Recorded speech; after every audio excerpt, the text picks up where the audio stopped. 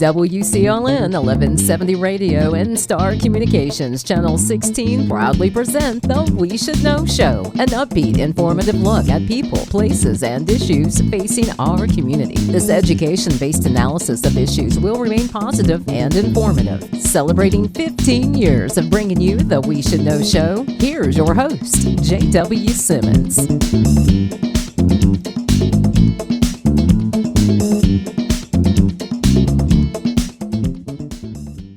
Ladies and gentlemen, We Should Know is on the air. My name is J.W. Simmons. I'm your host. We're coming to you on Star Communications TV, Channel 16, simulcast on WCLN Radio.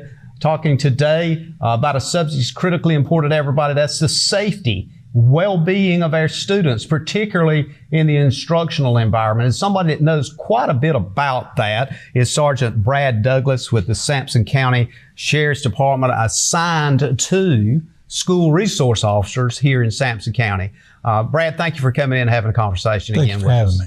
It's been a few months, I think it was last year, since we sat down and actually had a conversation. And we picked up on a lot of things last year that I'm sure is probably carry over to this year. One of the things I'd like to kind of get into this year is, and I hesitated to bring you in to have this conversation. I want to give you time to kind of see what you were dealing with this year. And as we're doing this show, school's been in session for a couple of weeks now, and you've got a feel for it. Let's start out a bit, though, before we get into that, and just talk about SROs, the background of SROs. As I understand it, you have the same training any other mandated law enforcement officer in this state has. It's mandated training, over 600 hours of just basic training. Then you've got all these certifications that's required for SROs that gets into all that area of adolescent development, behavioral, mental health issues, all that. You got that added on. That's a whole nother level of training. At the same time, the experiential part, and you and I think have talked a bit about this off camera, sometimes folks might not just be cut out for that position.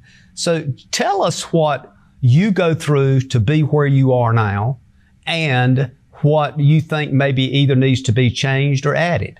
Okay. Well, in addition to the normal basic law enforcement training, we have a special school resource officer program that you have to go through. It's state mandated, and it's a week long. In addition to that, there's also advanced school resource officer programs, advanced search and seizure. So you know your limitations of what you can and can't do inside of a school environment. Any chance that we get to take any type of training that has to do with behavioral or search and seizure or updated law or anything like that, we encourage everybody to take that. Several officers have been through a Police Law Institute, PLI, as an advancement in their career.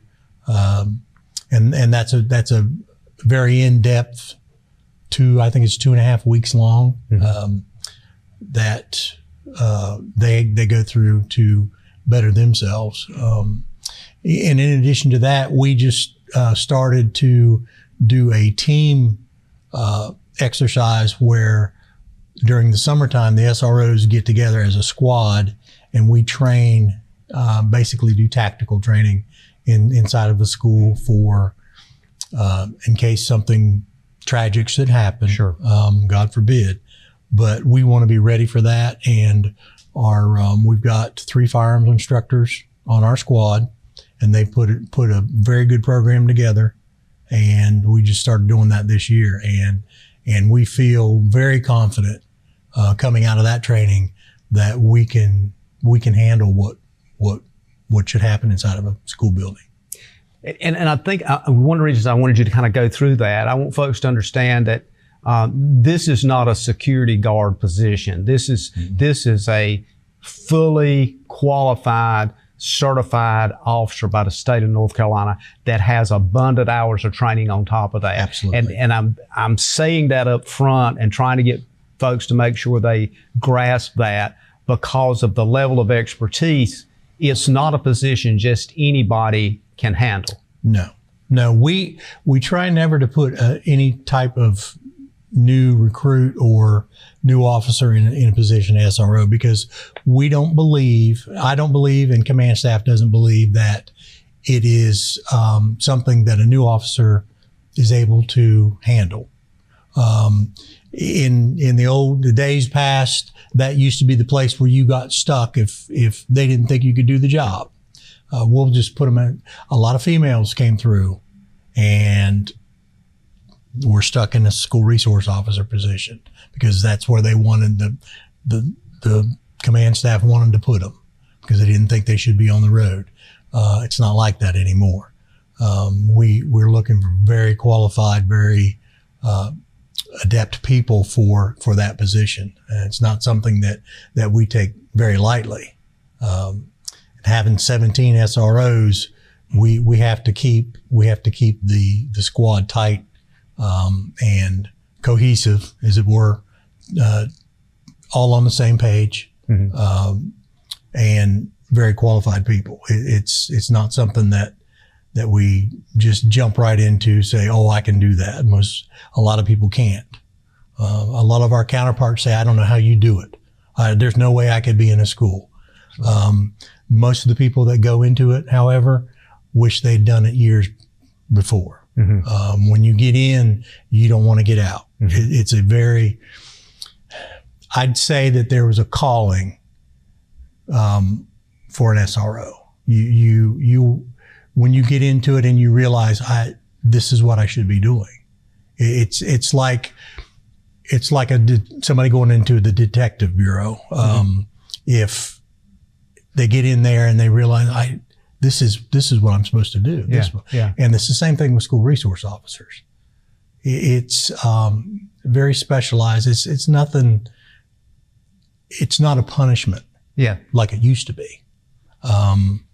And so we make sure all of our people have the right kind of training, and in anything. We say this every year, and of course we try not to train during school, but sometimes we can't avoid it. But every summer we try to load up everybody with everything we can get them. If there's something that we think that will enhance their abilities, we're gonna get them into it. One of the things that strikes me, Brad, is, and I want to stay on this topic a little longer too, is this idea of the training and what I'm hearing you say and knowing a little bit about it is that you're really talking about people that have accepted the reality that they're going to put their lives on the line for those students. And it doesn't take much for you to go back on your computer and pull up some reels of shooter situations in other parts of the country and seen what officers did do and seen what they should have done. Exactly. And some of them, this is not a job you can hesitate on. It's what I'm getting to. Absolutely not. And that's why we've started the new training in the summertime with the tactical training. We need to know, if God forbid we have to do the worst thing in the world that we have to do, that we're going to do it to save lives. And, it was never, originally we were put there to foster a relationship with youth and police. It was a community policing event, dating all the way back to 1953, Flint, Michigan. And it's evolved into what it's evolved into now because of society. We've sort of been forced into leaning more towards safety and security instead of the relationship part of it, which that's still there, but we lean more on the security part of it now, unfortunately. One of the things that I wanted to follow up on that too is the training part. Not only do you have to be able to and have the capacity to be aggressive, and I'll say it like this: if somebody has to be taken out, you can take them out. The other thing is you also have to be that person that a child or somebody in the school feels confident approaching and talking to. So it's an emotional, to some degree, an emotional roller coaster. You may be at peak point going in with a team of people with a shooting situation, and 30 minutes before that, you were consoling a child that maybe didn't have breakfast this morning. Right. Yeah, you could jump from speaking to a child about what happened to them at home Yeah. I got in trouble at home. This is what happened to me. And then go right into a big fight or a threat that has just come through social media, or you have to be prepared for everything. It's the only way I can describe being an SRO is it's boring and exciting and all at the same time. And you get a lot out of it personally. Yeah. You get to see, especially the elementary school SROs, they get the response from children immediately. When you see them walk through the door and they've got a smile on their face when they see you and they want to come and give you a hug. Yes. That's why none of my guys in the elementary schools ever leave. They don't want to leave. They love it. And during middle school, they're reaching adolescence and they're starting to pull away a little bit, but you still have that. You still got that relationship with them. In high school, it's even a little less, but there's still kids that still seek out somebody to talk to and somebody that they can trust with the information that they give you, and know that you're not going to go and tell somebody. Unless, of course, they're being harmed. But I tell kids the same thing. When we do orientation, my door's open. If I'm in there, you come in. If you need to shut that door so you can vent, you do that. And what we talk about stays in my office unless you're being hurt. And then we're going to have to do something different. It's the same as the school counselors or the school social workers. We all do the same thing. And we work well together. We have to. But you can do that and running down the hallway for a medical emergency, which happens quite frequently. So you could be sitting there trying to relax a little bit, maybe sit down at your desk to do some paperwork or look at the cameras, or and then next thing you know, you're running down the hallway. It's boring and it's exciting at the same time, but it's not something that if I didn't love it, I wouldn't be there. And I wondered that when I first became an SRO, would I be able to do it? And it didn't take very long for me to realize that, yes, this is what I need to be doing. So, well, as a supervisor in the position you're in now, not only are you an SRO, but you have to kind of be aware of others and what's going on. When we come back, I want to touch on some of those issues and then move a little bit deeper into the behavioral health side of children and what you see. Okay. Ladies and gentlemen, stay tuned. We'll be back in a moment. We're talking with the SRO sergeant here from Sampson County, Brad Douglas, about the SRO position, what it is, what it does, and what your expectations should be. We'll be back in a moment. Welcome to Cork and Brew Roseboro, where you can enjoy your favorite coffee, fraps, smoothies, bakery items, sandwiches, and select beer and wines while reconnecting with friends and family. Sit down and enjoy the experience. Come on by and give us a try.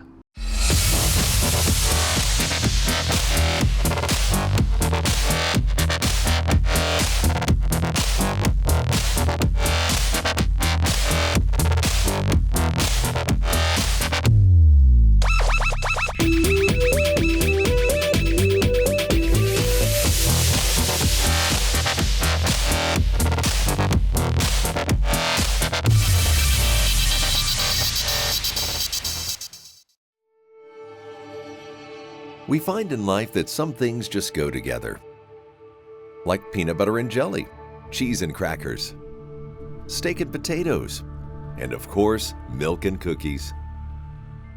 But the bottle and the throttle are never a good combination. Be smart, be safe, be responsible. Don't drink and drive.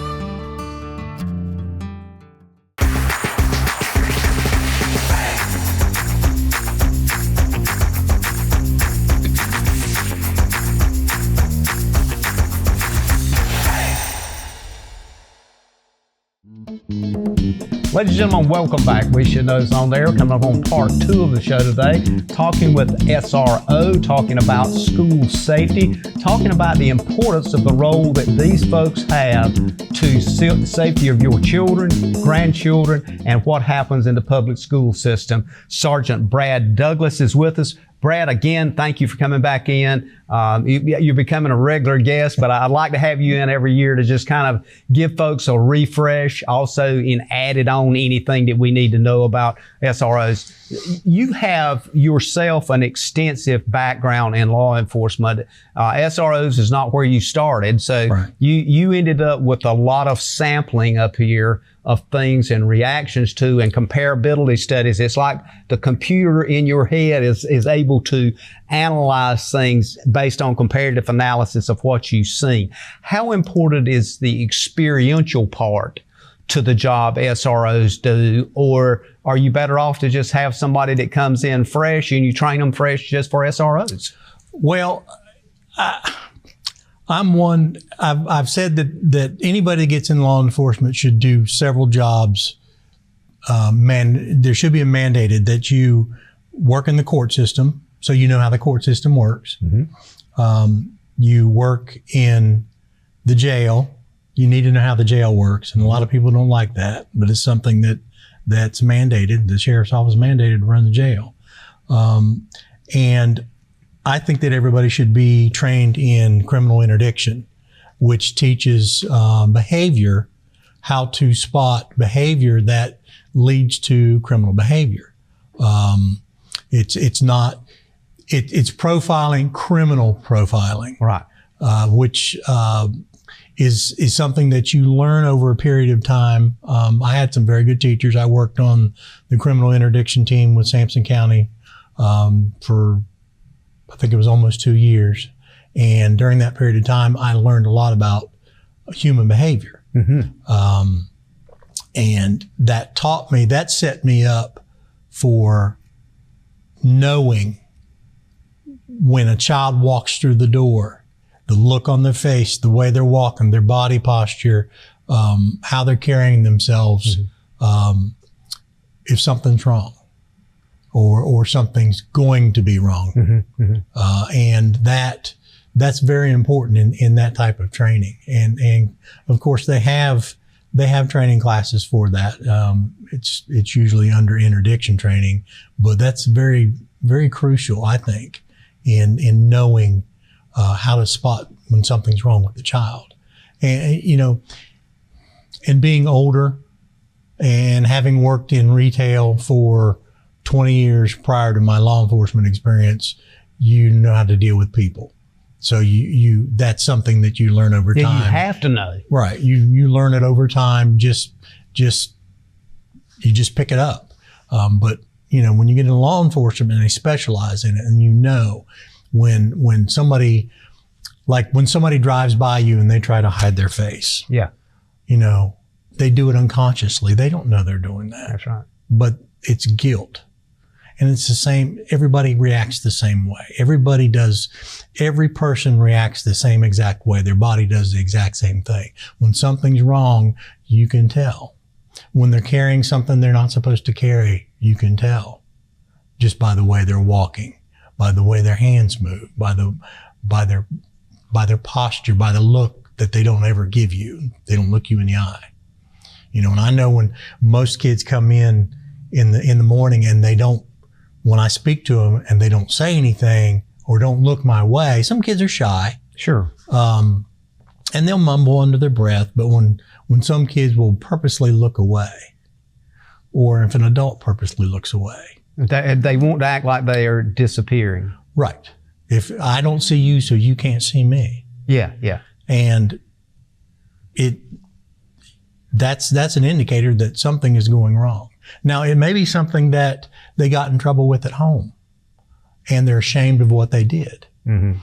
Or it got all over social media that they got beat. And that's social media plays into a big part of the behavior of kids in school. But now we've taken care of that this year because they've They're not allowed to have cell phones. You can't have a cell phone on your body in Sampson County schools. It's not like they can leave it somewhere. They just can't bring it. Well, they can bring it. They can have it in their book bag or they can have it in their locker. But if you have it on your body and a teacher sees it, it gets taken and your parents have to pick it up. And what that has done is unbelievable with the behavior. Just in my school alone, the behavior is less than half of what it was this same time last year. And we wholly believe that it's got everything to do with taking the phones away from them. It's something, when they first started letting them have phones in school, I was still stationed at the high school. And the day that they let them have it, I looked up as the kids were going out on break, and they were all in their little groups, all together, and every one of them was bent over on a phone. Nobody was looking at each other. Nobody was talking to each other. No interaction at all? No interaction at all. And I thought, this is bad. Yeah. And it's gotten steadily worse. This year, the school system did it right and said, you're not going to have them. And of course, there's a lot of states that have made it a law that if you don't take the phones away from the kids, you're not going to get any funding. South Carolina did that several years ago. I was at the school resource officer conference when I saw the news that they did that. I thought it's about time. This year, I'm looking at my cameras and all the kids are talking to each other. They're looking each other in the eye. They're conversing. It's completely the opposite of what it was just by taking those phones away. And it's funny. I saw I think it was a TikTok. A teacher had gone on there and said that his class was engaging him and actually doing their work now because they took the phones out. And this wasn't Sampson County. This was somewhere else. Sure. He said, was it really that simple? And I thought, yeah, it was that simple. It was a mistake to let them have them. And parents worry about, well, my child needs a phone in case he needs a call. There's a phone in every single room in that building. They don't need a phone. It's a distraction. It adds to the misbehavior of adolescents. They feed off of, it's a compulsion to be on social media. And a lot of parents think it's a babysitter, but if your child comes home and doesn't lift their head up from that phone and they go into their room and you don't see them all night long and you don't see them in the morning and you don't know what's going on, there's a problem. We had kids over the last couple of years that would come in and you could tell they were physically exhausted. They looked like they'd been up for days because they're on social media till 2 or 3 o'clock in the morning and they get 2 hours of sleep before the school bus comes. That's a problem. Wow. So I'm thankful to the school board and Sampson County Schools for doing that this year. And I can see a difference, and the schools are seeing a difference. Could we learn from what you just explained with the children as a society? Do we need to learn from that? Because it just recently, we've seen a huge uptick in our ability to communicate, our ability to not kill each other over something that maybe happened on the computer or on our phones. And we see all these horrific murders that are happening with young men, in their 20s, with a rifle just recently, shooting somebody because they disagreed with them. Are we becoming too entrenched into technology of our world and we don't know how to communicate with each other? I absolutely believe that, 100%. 100%. Because you can sit on a phone or a computer and you can talk all the trash you want to somebody halfway across the world. And what are they going to do? And they don't know where you're at. You can do whatever. You can talk about whatever you want to talk about. And that feeds the frenzy. I call it the frenzy of anger that comes from disagreement instead of us being able to communicate with each other like we used to. You can say and do whatever you want to do using a computer or a telephone. And it just feeds the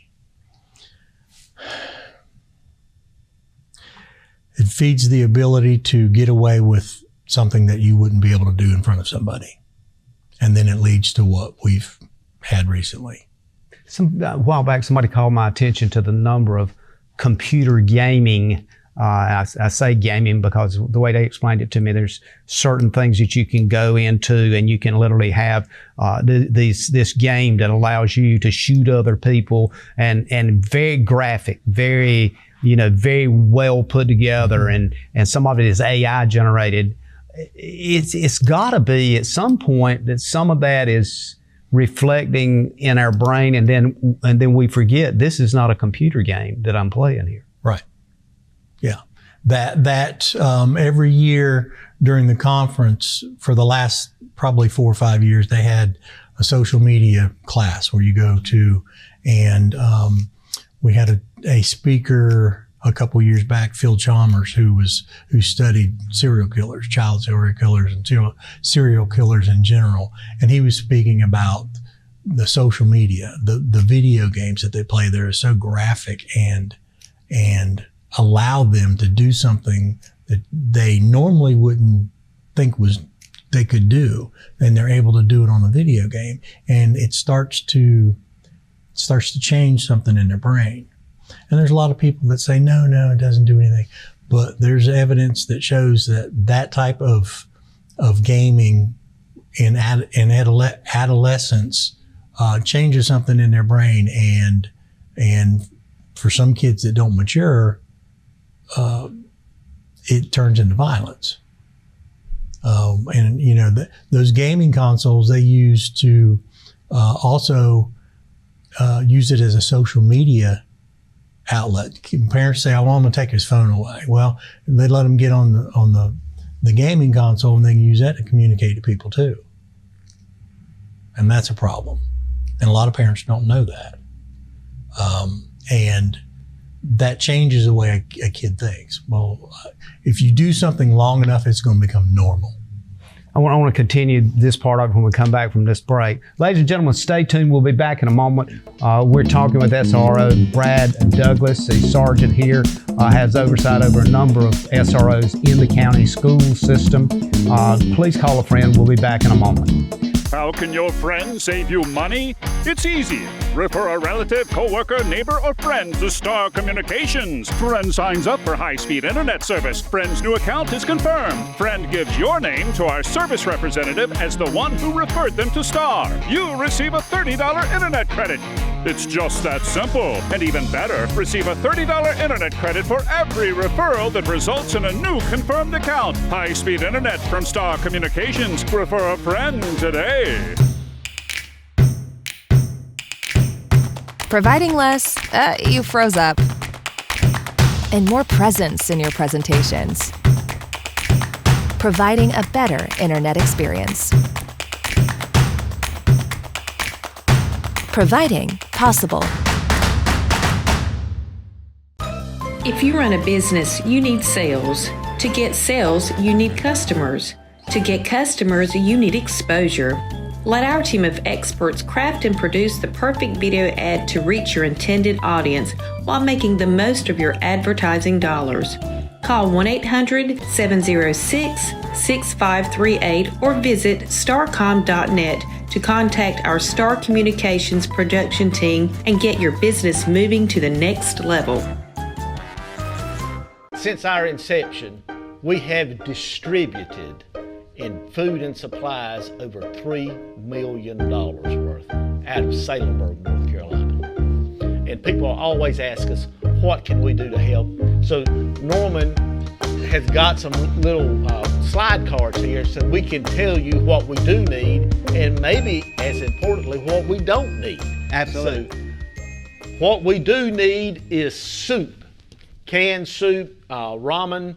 What we do not need is hair tonic or hairspray. There's only one of us that uses hair tonic, and he has an ample supply. But we do need rice. We distribute rice every month. Bag rice, box rice, yellow rice, white rice, don't make any difference. We need rice all the time. What we don't need is live pigs. If you want to have that pig ready to barbecue, we can use that. But we do need canned vegetables. We'll take corn, beans, any kind of canned vegetables. We distribute about 2,000 cans of vegetables every month. What we don't need is chia pets. Sometimes early in the morning, Norman looks like a chia pet, so we don't need, particularly before he puts his hair tonic on. But we do need peanut butter and jelly. There's a lot of children at home. We use peanut butter and jelly, again, 12 months out of the year. Any size jar, any flavored jelly, grape, apple, it don't make any difference. We'll take any of it.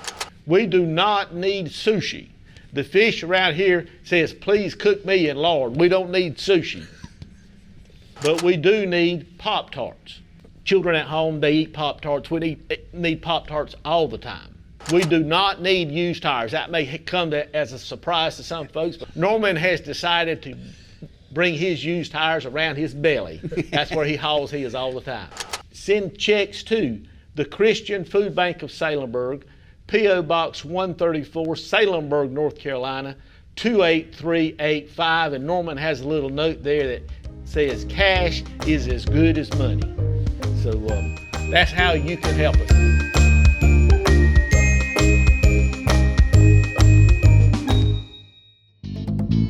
Ladies and gentlemen, welcome back. We Should Know is on there. J.W. Simmons here, your host. We're coming to you on Star Communications TV, Channel 16, simulcast on WCLN Radio. I want to thank you for being with us today. We're talking a very important subject about our children, about the public schools, and we're talking about it through the eyes of a school resource sergeant that has walked the schools, that has been in a number of schools, and that has oversight over a number of schools right here in the county, Srgt. Brad Douglas.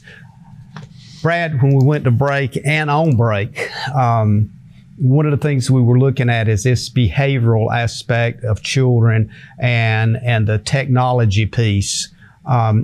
What concerns you the most today as you look at these kids coming into school and you observe things? What concerns you in that whole panacea of issues that you could focus on? What is that one thing that really gets your attention? There's really something wrong here. Well, like we said before, I think the social media and the gaming plays something into that. If you have somebody that's continually talking about the games that they're playing all the time, and they think it's normal to talk about shooting and killing, look it up on the internet while they're in school, which we have a program that triggers on certain words. If like when they're doing a project on the Holocaust, a lot of people will look up the killing, when killing or gun or bomb or fire or anything like that will set off an alert.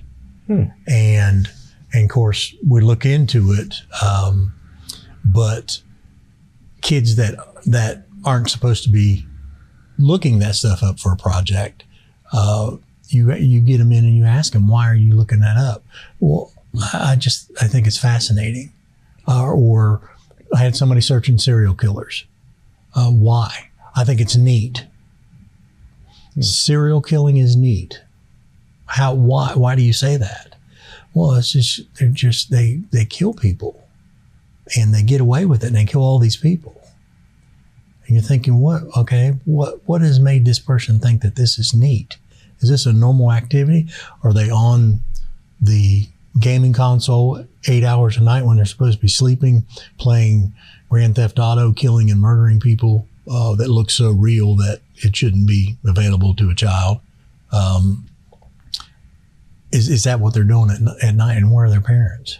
What are the parents thinking about? I mean, are they just, this is the babysitter, so I don't have to worry about if little Johnny's doing anything right or wrong because he's in his room? And then, that turns, as we said before, into a normal behavior for them. So it's completely normal now. So they think that that's okay to do at school or wherever they're at. And all of a sudden, they've changed. Mm-hmm. Their behavior's changed. And they're not the same person anymore. And I've seen it I've seen it in kids. You can tell it's almost like somebody flipped a switch. They're absolutely what we would consider normal, and then over a period of 1 or 2 weeks, something changes. And it's all that exposure to that violence that they're seeing, making it normal. And then they don't see it all day long, and then that's not normal to them. And I don't have a degree in psychology or sociology or anything like that, but there's something. It does something to their adolescent brain. Is technology, especially for adolescent behavior, do you think it is dehumanizing the thinking process to the point that human relations become irrelevant, and it's more about what they can do with the technology? Absolutely. So like you mentioned earlier in our conversation, the act of actually sitting down and having a conversation or talking, then whatever they see on that piece of technology becomes the reality, and you're not reality. Right. That's scary. Yeah, it is. But you can see it. They'll have dead eyes. What I refer to as dead eyes. When you look into their eyes, there's nothing there. And that doesn't happen very often with almost sociopathic and yes. And like I said, it doesn't happen that often, but I have seen it, and you're thinking, what has happened with this child? What has happened in their life? What are they doing when they leave here?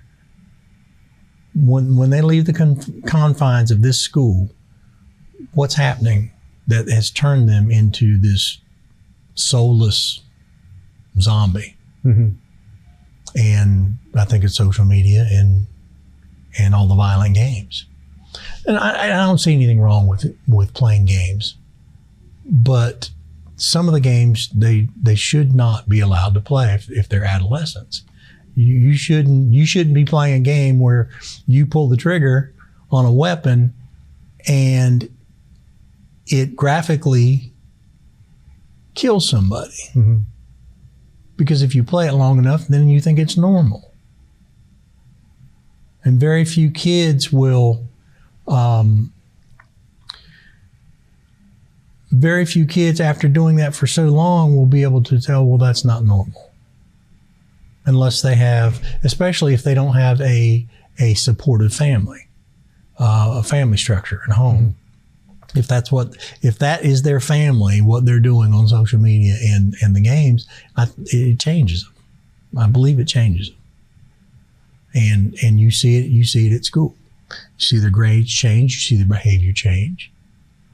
The interesting thing with this thread that we've got on here, having this conversation about, it just strikes me is that law enforcement folks go through constant training about threat analysis and that kind of thing. It sounds to me like what I'm hearing you say is that some of these platforms that they can get on, that they get literally misdirected, and the threat analysis is easily taken care of by just taking somebody out. And they see that on the screen constantly. So therefore, if somebody says, look, you're going to have to sit down and be quiet, you might become that threat. Right. Wow, that's scary. Yeah, and they actually, that is. There was the group that did the threat analysis in the afterwork of the Columbine shooting, the Dites Threat Assessment Group, put together a list of 12 things to look out for when doing a threat assessment for a student or somebody inside a school or business. And a lot of that was fascination with violent games and fascination with the killing in violent games. And that was part of that. And that shows you that there is something to that. There's something to that. And I think that parents need to pay attention more to what their children are doing when they get home from school. Instead of, here's your gaming console, here's your phone, leave me alone. I got things to do. They need to start limiting that time, because you can see that if you've paid attention from the progression of of social media to what it is now from what it used to be, you can see the change in behavior in schools and adolescent children, and even adults too. But especially the children. You know, it's been a long time since, what was the first big social media thing for MySpace or? Yes. Yeah. But it was kind of a simple kind of thing. Exactly. Compared to what we have now. Oh, it's very sophisticated. Yeah. And that's one of the reasons why I don't do social media. I'm not on social media. I'll never will be. I don't have time for that. I think it's not productive. And I think listening to that, what I refer to as trash or garbage, for any length of time is just poisons your mind. Mm-hmm. But parents need to realize that their children are looking at things and doing things that they shouldn't do. And it's making it seem normal. The behavior that they're doing and exhibiting seems normal to them because that's what they're being fed on the social media and the gaming platforms. And one of those big things is the whole I'm going to take pictures of myself, inappropriate pictures of myself, and I'm going to send it to all my friends because that's what you should do. It's okay because it seems normal because that's what they see on social media. And of course, this year inside the schools, that's changed drastically because they don't have the phones inside the schools. So we're not getting all the reports during the school day that this is going on. So something might float in that, you know, this is going on at home. This is what we saw on social media, but it's probably, that activity is probably 80% less than what it was last year, simply by taking the phones away at school. And what you're giving us today should be not only shocking, in my opinion, but it should cause parents to think long and hard and kind of reflect. And now, you know, and not take it as a negative, but take it as a positive. Let me see what's going on here. Mm-hmm. Let me look beyond just saying, what are you doing? And somebody says, I'm playing a game. You might want to look a little more in depth. Yeah. And my granddaughter has a tablet that she looks at little cartoons and stuff on. And she'll walk around the house and she'll take pictures of everybody. And one day I turned on the TV and it was an app came up and said, see your photos. And I thought, well, I haven't put any photos on here. What, you know? And I turned it on and it was her photos that she'd taken, and she didn't know that she did it, and uploaded it, and the TV was picking it up. Now, how easy would that have been for somebody to do something that they shouldn't be doing? Absolutely. With that? Absolutely. And I was flabbergasted. Especially in today's world with the advancement of AI. We're going to come back in a minute and continue this conversation. Okay. Ladies and gentlemen, stay tuned. We're coming up on the last part of the show today. We're talking with Srgt Brad Douglas with the Sheriff's Department and also one of the lead SROs here in the county. So, some very eye-opening conversations, some things I think we all need to think about. We'll be back in a moment. Looking to refresh your home? At Clinton Appliance and Furniture, we've got everything you need to create the perfect space. We're here to help make your house a home with stylish furniture, appliances, flooring, design services, delivery, and repair. Visit ClintonAppliance.com to explore our selection or visit us at 401 Northeast Boulevard in Clinton. Shop local. Shop smart. Shop Clinton Appliance and Furniture. At Fisher's, it's not just about fashion. It's about exceptional service. Experience top-notch customer care and find your perfect look. Visit Fisher's today and feel the difference.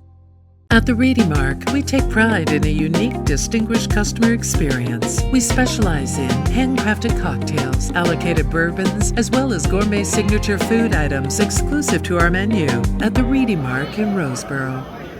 The average American household has 17 devices connected to the internet. With more and more devices able to get online, you may need to increase your internet speed. Call Star Communications today and let us help you select the package that's right for you. This year, when you get together with friends, we hope you have a great time. Just remember to drink responsibly and know your limits. Let me have your keys. And always have a safe way home. See ya. Later. Enjoy responsibly and always plan ahead. Welcome back, ladies and gentlemen. J.W. Simmons here, the host of the show, and the name of the show is We Should Know, talking with Srgt Brad Douglas, SRO, Sampson County Sheriff's Department, Sampson County Public Schools. Brad, again, thank you for coming in. We're coming up on the last part of the show. I wanted to kind of open the door. We've talked about so much what I call critical stuff that people really need to be aware of, but where you have something under the district that you have supervision over at the Hopton School District, a new public school is going to be built. From what I can understand, somewhere around $75–80 million. It's going to be a huge plus to that community. I, for one, support it. But I don't know if anybody's really just sat down and looked at a SRO, particularly somebody with your experience, and said, Sergeant, what should we look for, and what would you like to make sure that is covered? I looked at some of the the graphics, and like I mentioned you off air, we did a show with the architect and with the superintendent, and it looks like a fantastic location, a great site there. But give us your insight from viewing it as a school resource officer. Well, whenever I look at a new building, the first thing I look at is how much glass it's got. And especially if you want a building to be secure, putting too much glass in it is not a good idea. And it seems to be that they want to build it aesthetically pleasing. They don't ever think about the security. They want to build it aesthetically pleasing. They want to build it so it's up to the fire code, which is important. But they never think about the security part of it. Every building I go into, I think about it. And a lot of our elementary schools, there's too much glass. And to me, that's a security issue. I wish that they would sort of build schools like they used to back when I went to school, when the doors were steel doors and they had a triangle window in the top, and they weren't all glass. The same with the classroom doors. Of course, classroom doors are thick wood with small windows in it, but that's what I think about when somebody talks about building a new school. Well, okay, what are you going to do for security measures? Okay, and thankfully, if I'm not mistaken, all of our schools now are locked completely from the outside. So you have to be buzzed in. If it's not the outside door, it's they allow you into a lobby where you can't get any farther unless somebody brings you in, which is something that we've been working on for a very long time. Not letting people get into the building is the first line of security. That's the first thing you have to think about. Access, keeping the doors closed, but I think that not having so much glass that can be easily accessed from the exterior, and then having a system inside that allows us to communicate, law enforcement and EMS. And if I'm not mistaken, I thought I read something where it was law that you had to have that built into the schools now. When you build a new school building, that there has to be a way that there is communications for law enforcement and rescue personnel. And of course, we've done a workaround on that now with the help of our command staff and Michael Warren, who's head of security now at the schools, using the Zello app and using the Wi-Fi from the schools so we can communicate with each other from the deepest, darkest spot in each school where there would be no radio service or cell phone service. And now we're able to communicate back and forth, bouncing it off the Wi-Fi and using the Zello app, which I think is wonderful. But because, I'll turn on my expensive Motorola radio and when I get halfway in the school, it starts beeping because it's out of range. Exactly. Because of all the metal and steel, or metal and concrete. So that's another thing that I look for. And access points. There should be one point of entry, one point of exit, period. With the exception of, you have to have doors at the end of the hallways to escape from fire. Emergencies. Yeah, but as a general rule, everybody comes in one way in the morning and goes out one way, and then when that tardy bell rings, those doors get locked, and you have to be buzzed in. You get into, and I know the school resource officers do a great job with this. It's like, it seems to be there's more and more parents or family members that drop children off and pick them up, and you see the big school buses going by and they're not full, so everybody's taking and bringing their children. So there's a traffic issue. Yes. I've had people ask me, well, have they got the traffic thing under control at that particular location, the Hopton district? And I said, well, my understanding is that DOT is going to get in it, and there's going to be, discussions about that and that kind of thing. Have you thought about that from the school resource officer point of view as to, say, for example, if you had an issue and the ability for a school resource officer at the elementary school to back up a school resource officer at the high school, have they looked at it from getting there fast kind of point of view, I guess, response time? Right. Well, I mean, they're lucky now that all three of the schools in the Hopton district are on the same side of the road, which it's easy to get through the parking lot if something. You don't have to cross a major highway. But now you're going to have to cross a major highway. The traffic, that is a big problem up there. And I think part of the problem is not building the school far enough off the road to get the traffic off the road. Correct. That's happened with Midway High School. That's happened with Midway Middle School. They're just about on top of the road. Our principal this year has rerouted traffic in the afternoon through the teacher parking lot, running 2 lines to get that traffic off of the roads because it was blocking 2 roads completely in the afternoon for 45 minutes. And there was nothing we could do. Well, she came up with the idea that we're going to knock out this piece of concrete and we're going to run 2 lanes through here. And that's significantly reduced the amount of cars that's sitting on the road in the afternoon. So they need to build that school far enough away, far enough off the road to where traffic can get off the road and get into a parking spot quickly and efficiently. And I think that's part of the problem. Even in high school, there's a lot of car riders. And the car rider lines are getting, like you said, out of control because everybody wants to bring little Susie and little Johnny. Exactly. They want to ride in comfort. They don't want them on that school bus for whatever reason. So they need to think about, where's this traffic going to go? Because without fail, there's going to be people that go to pick up their child or drop off their child, and they're going to be there an hour before school closes and an hour before school opens, and they're going to sit there. And it just backs things up. So they need to think about how far off the road and where that traffic is going to go to alleviate that problem. And I don't know how well it's going to do with the 2 schools still there, the high school or the elementary school and the middle school still there.